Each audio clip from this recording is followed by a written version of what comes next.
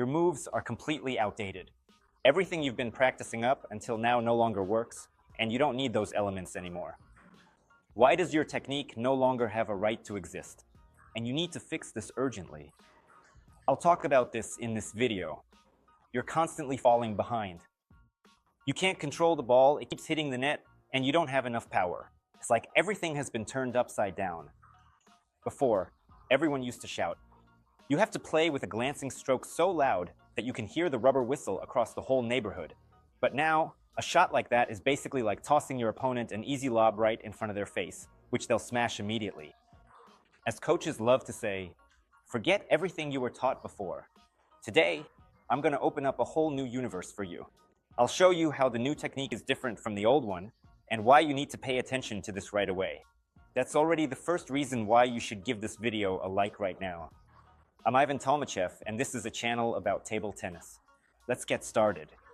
Before we begin, I've prepared a bonus for you, a free PDF file with awesome tactical combinations that will help you win when receiving serves in different ways. Grab it in my Telegram channel. The link is in the description. We used to do all the movements up to our head, bringing the handle up to our eyebrow, giving a pioneer salute to our sport. We would turn our torso sideways to the table to add more power to the shot. Now, while you're still bringing that salute up to your head, the ball will fly past you 10 times, and you'll be left wondering why you can never keep up with it.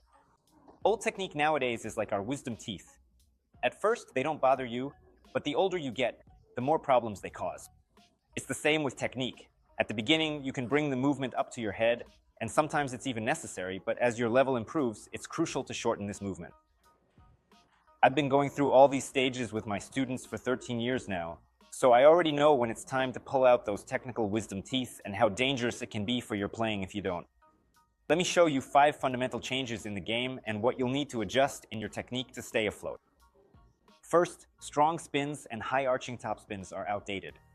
Back when we played before 2014, you could win points with what we called the Tsika. We called a high arching topspin a Tsika. That's when any ball flying off the table, you'd hit it with a sharp motion and you'd hear a thin whistle for the rubber brushing the ball. The ball would fly out like in slow motion with crazy spin. Returning that ball was almost impossible because when it hit the table, it would bounce quickly and unpredictably, and if you touched it with your racket, it would just shoot straight up toward the ceiling. Now all of that is gone, and the players who used to play that way have either changed their style or simply ended their professional careers. Why did people stop playing like that? Because the ball spins less now, and it doesn't bounce off the table as quickly. Now, this ball is convenient for counterattacking right off the table. Usually, players use a technique called a skruka on it. Second, the game threw pressure with the addition of the blade. Before, when we did topspins from the forehand and backhand, we played purely with the rubber. We covered the ball and accelerated it delicately. The ball would quickly pick up speed from the spin and follow curved trajectories. You could give it sharp side trajectories, but now you can't get away with that anymore. When you play purely tangentially, the ball either flies very slowly, so the opponent immediately smashes it back at you, or it just falls off the racket because there isn't enough energy for it to bounce forward. That's why players started opening the racket angles more, to engage the blade and add speed and power to their shots. Also, to make the shot even more solid, players started using more of their body in the stroke and pressing the ball into the rubber as much as possible. You could say that the regular topspins from before have now become top shot strokes. Third, playing with both sides of the racket. In the past, we could play using only the forehand side of the racket and still win Olympic medals, which is exactly what the Chinese forehand specialists did for several decades. You could step to any spot at the table, close your eyes, and smash a forehand so hard that your opponent couldn't return it, no matter how hard they tried. But now, because the ball has changed, it's heavier, spins less, and travels slower. If you try that, you'll end up chasing after the ball yourself, because players these days can easily block that shot. Because of this, players who could only play forehand are now uncompetitive when it comes to achieving top results. Even all the top juniors have learned to play with their backhand. That's why it's become critically important for every player to be able to do a backhand topspin. If right now you can't consistently hit forehand or backhand shots, if you're not quite sure how or in what order to practice things, and you realize this could take up a lot of your time, then I have good news for you. By spending a minimum amount of your time, you have the opportunity to develop your technique at home without spending dozens of hours, just by dedicating 20 minutes a day whenever it's convenient for you. You can improve your technique, develop your feel for the ball, master your footwork, learn to think strategically during the game, and in the near future add 100 points to your rating level, simply by applying these easy tips that are thoroughly explained in each lesson.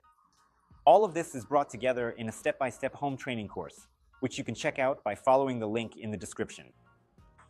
Fourth, good endurance and physical fitness.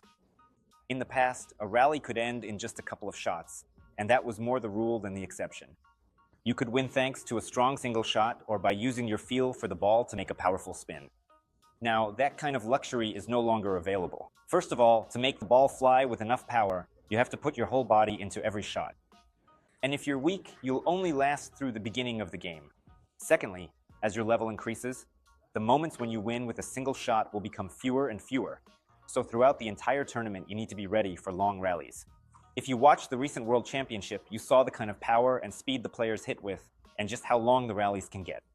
Fifth, playing close to the table, playing as the second number. In the past, a rally would start like this. One player serves, the other chops, and the server starts attacking while the second player defends. Usually, the server would attack to the left, and the receiver would play from the left or right under the table. On the second or third ball, he would move into the mid-distance zone and could start spinning the ball. As a rule, whoever started first would win. Now, everything has changed drastically. If you start the attack first now, it doesn't necessarily mean you'll win. Because the balls have become slower and the strokes shorter, it's now more advantageous to play as the second number. The receiver, after the opponent's serve, chops hard to any part of the table, forcing the other player to use spin, which immediately slows down the ball's flight. The opponent, on the contrary, immediately puts out their racket and spins the ball off the table, making it unprofitable for the server to attack first with a slow opening shot. That's why every modern player now has a move in their arsenal called the spin flick. This is a topspin from the forehand or backhand, taken at the rising point of the ball or just above it, performed by rotating the torso and making a short acceleration on the ball with a slight forward motion at a small angle.